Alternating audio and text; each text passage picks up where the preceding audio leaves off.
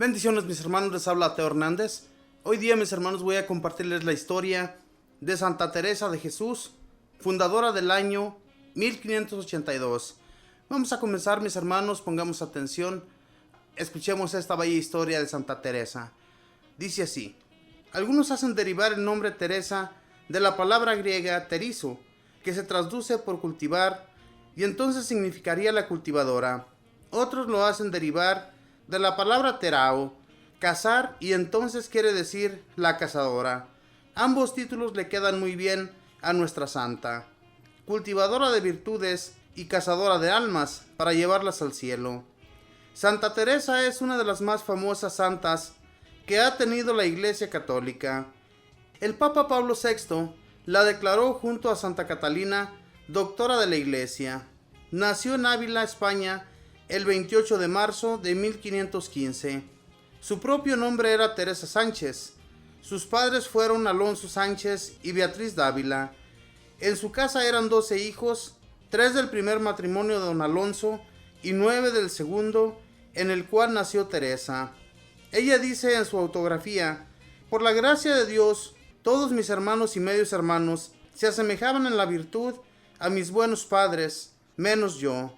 Ella y Rodrigo, su hermano, de niños, eran muy aficionados a leer vida de santos y se emocionaron al saber que los que ofrecen su vida por amor a Cristo reciben un gran premio en el cielo. Así es que dispusieron irse a tierras de mahometanos a declararse amigos de Jesús y así ser martirizados y conseguirse un buen puesto en el cielo.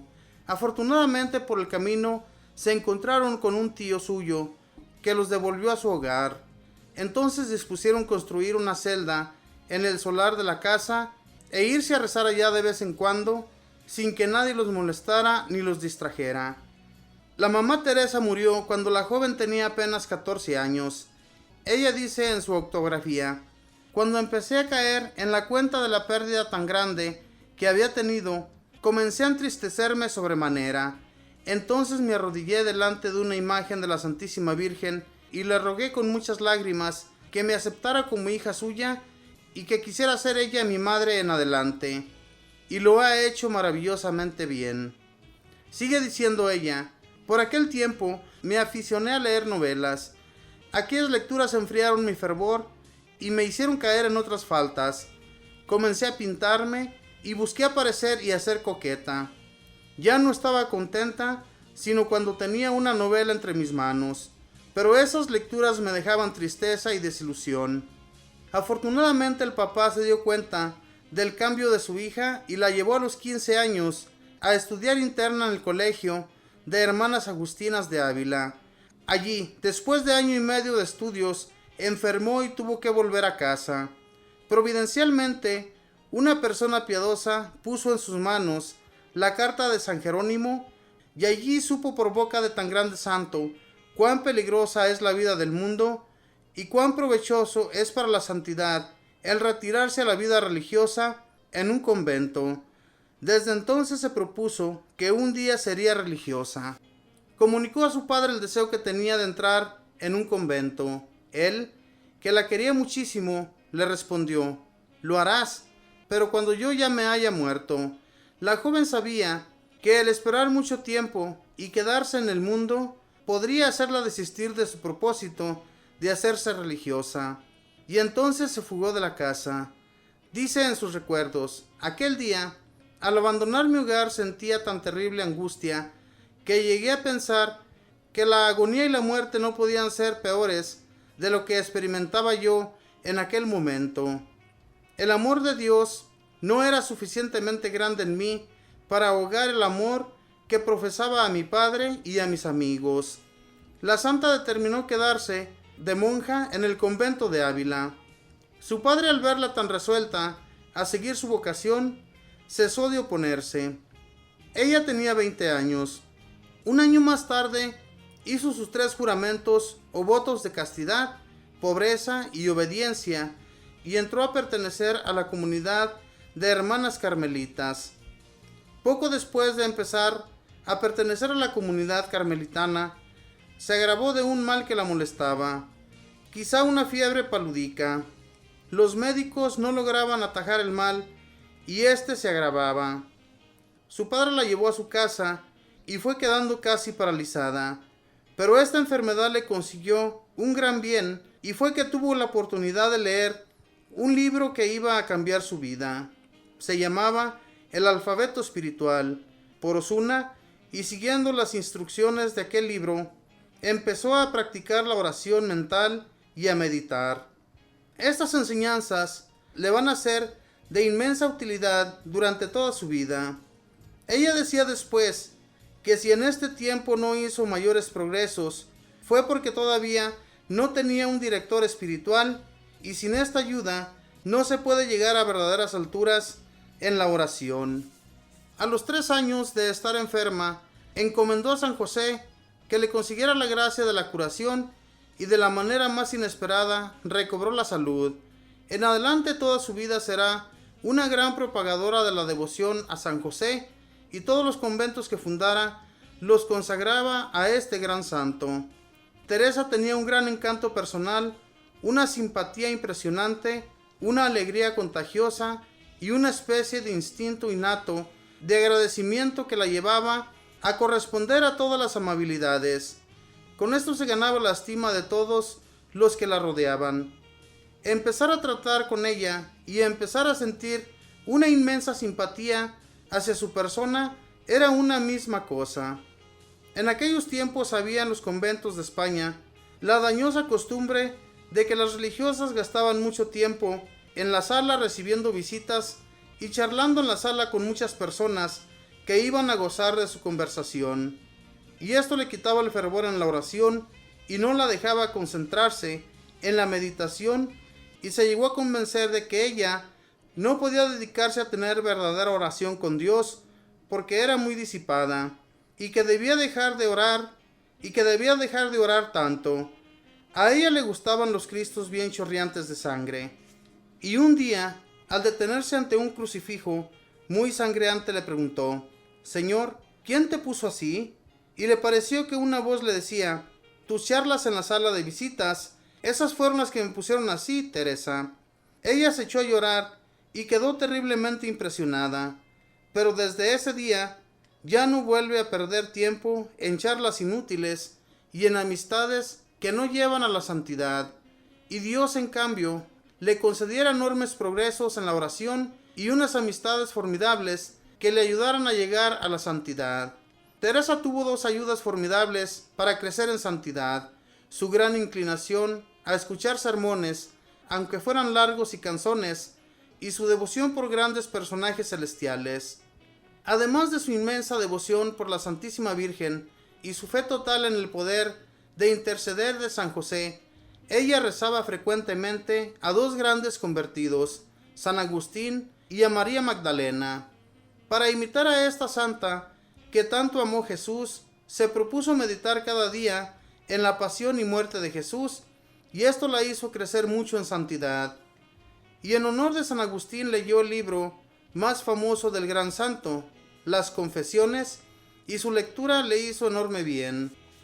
Como las sequedades de espíritu le hacían repugnante la oración, y el enemigo del alma la aconsejaba que dejara de rezar y de meditar, porque todo eso le producía aburrimiento, su confesor le avisó que dejar de rezar y de meditar sería entregarse incondicionalmente al poder de Satanás, y un padre jesuita le recomendó que para orar con más amor y fervor eligiera como maestro de oración al Espíritu Santo, y que rezara cada día el himno Ven Creador Espíritu. Ella dirá después: el Espíritu Santo, como fuerte huracán, hace adelantar más en una hora la navecilla de nuestra alma hacia la santidad que lo que nosotros habíamos conseguido en meses y años, remando con nuestras solas fuerzas. Y el Divino Espíritu empezó a concederle visiones celestiales.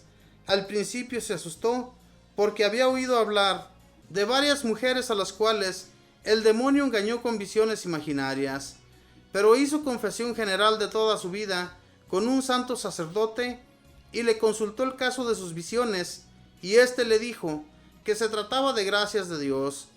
Nuestro Señor le aconsejó en una de sus visiones: no te dediques tanto a hablar con gente de este mundo. Dedícate más bien a comunicarte con el mundo sobrenatural.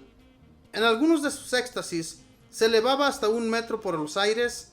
Éxtasis es un estado de contemplación y meditación tan profundo que se suspenden los sentidos y se tienen visiones sobrenaturales. Cada visión le dejaba un intenso deseo de ir al cielo.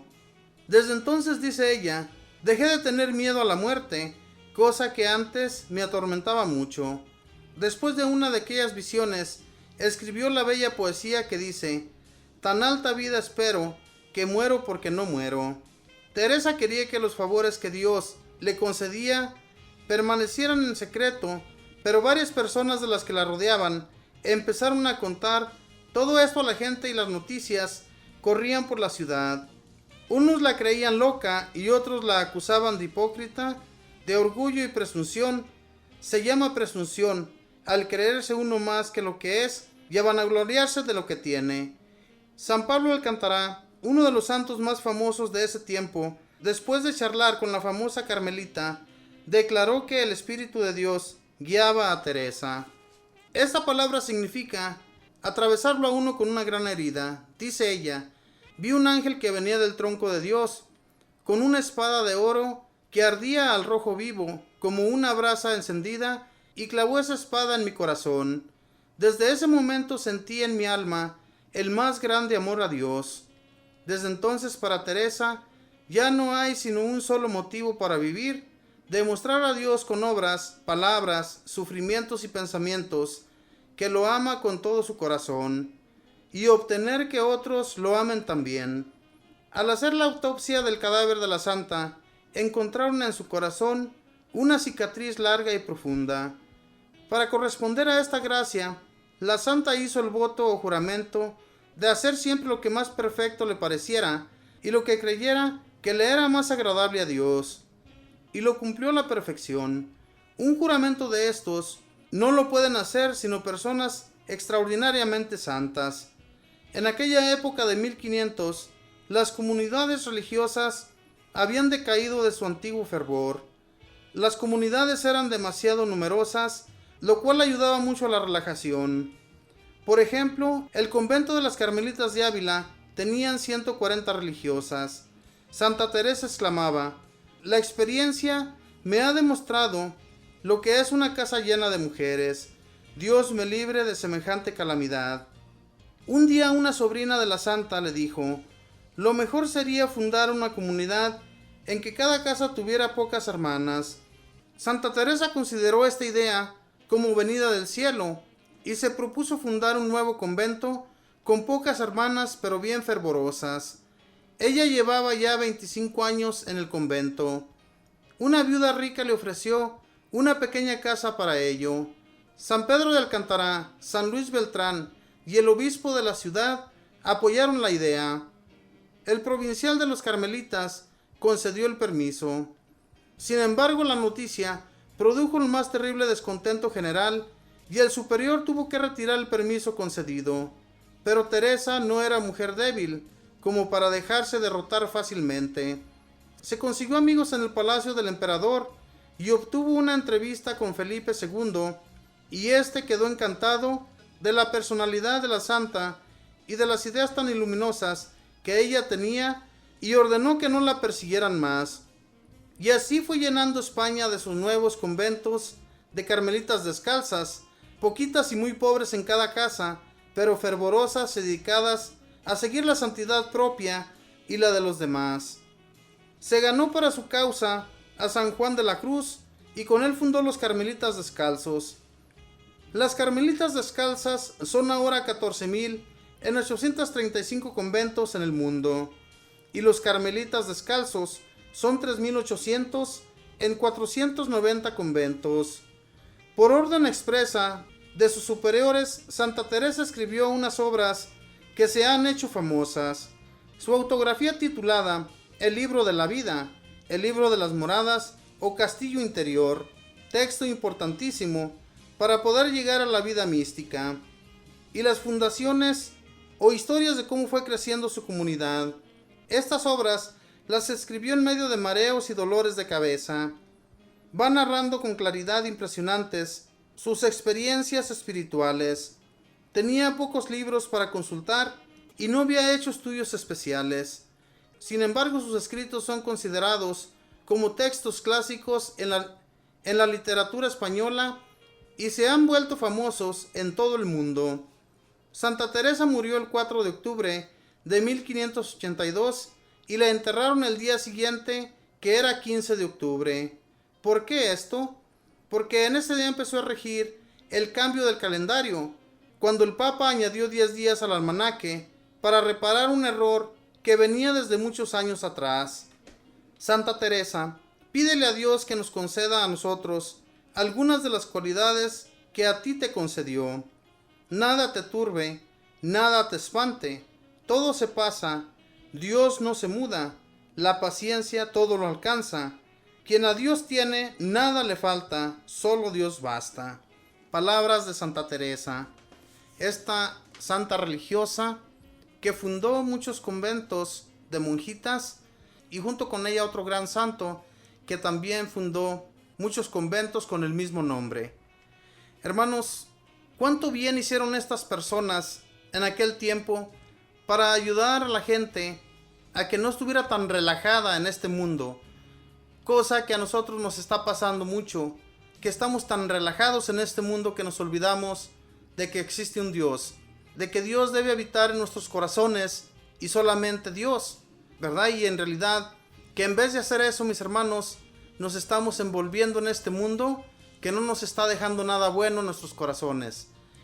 Esta santa se dedicó con mucho fervor, con muchas de sus compañeras, a fundar los conventos para ayudar a muchas jóvenes a entrar de religiosas y así poder ayudar a otras personas a que también creyeran en Dios. Sumamente importante, mis hermanos, lo que esta religiosa llegó a conseguir para Dios, muchas almas. En realidad, ¿cuántos de nosotros hemos llevado una alma ante Dios? Hermanos, nos hace mucha falta la oración, crecer más en amor a Dios y enamorarnos solamente de Él, ¿verdad? Que sea Él nuestro único amor, lo más preciado que deberíamos tener en nuestras vidas y así poder alcanzar ser también santos y santas como estas mujeres y estos hombres, religiosas que llegaron a la santidad por gracia de Dios y que desde entonces que ellos pasaron a la eternidad, ellos y ellas se encuentran ya intercediendo por nosotros. Pidámosle pues a Santa Teresa que interceda ante nuestro Señor Jesús por todas nuestras peticiones. Que Dios les bendiga, mis hermanos, que pasen un feliz día.